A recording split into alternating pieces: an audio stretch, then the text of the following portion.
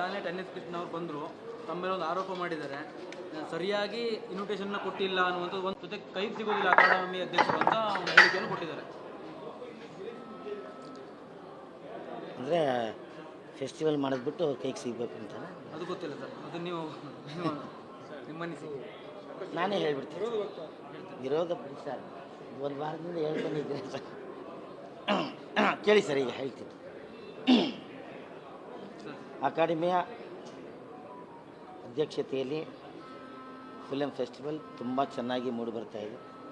T V ಮೀಡಿಯಾದವ್ರಿಗೂ ಗೊತ್ತು.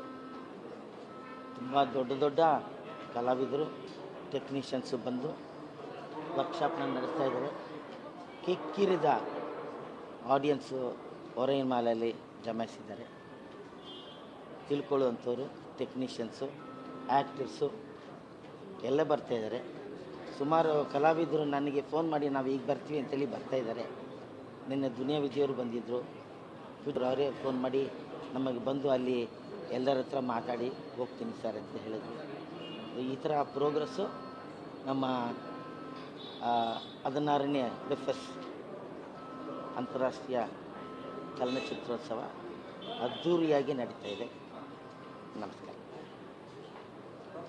ಏನೇನು ಆರೋಪಗಳು ಬರ್ತಾ ಇದೆಯಲ್ಲ ಸರ್, ಈಗ ನೀವು ಸರ್ ಉದ್ಘಾಟನಾ ಕಾರ್ಯಕ್ರಮಕ್ಕೆ ಸರಿಯಾಗಿ ಇನ್ವಿಟೇಷನ್ ಕೊಟ್ಟಿಲ್ಲ ಅನ್ನುವಂಥದ್ದು. ಯಾಕಂದರೆ ಒಂದು ಕಡೆ DK ಎಲ್ಲ ಚಾನೆಲ್ವರೆಗೂ ಎಲ್ಲ ರೀತಿಯ ಏನು ಹೇಳಬೇಕು, ಅದಕ್ಕೆ ಏನೇನಾಗಿತ್ತು ಎಲ್ಲವನ್ನು ಸುಮಾರು ಸಲ ನಾನು ಆಲ್ರೆಡಿ ಹೇಳಿದ್ದೀನಿ. ನೀವು ಕೇಳದೆ ಕೇಳ್ತಾ ಇದ್ದೀರಾ, ಹೇಳೇ ಇದ್ದೀನಿ. ಎಲ್ರಿಗೂ ಇನ್ವಿಟೇಷನ್ ಹೋಗಿದೆ.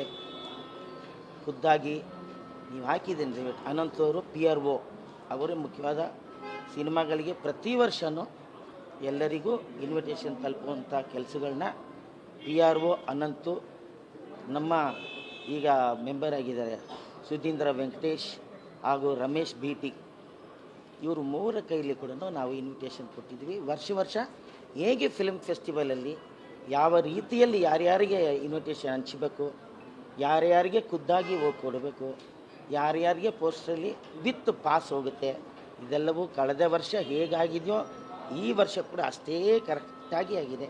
ಅದರಲ್ಲಿ ಯಾವ ಅನುಮಾನವೂ ಬೇಡ.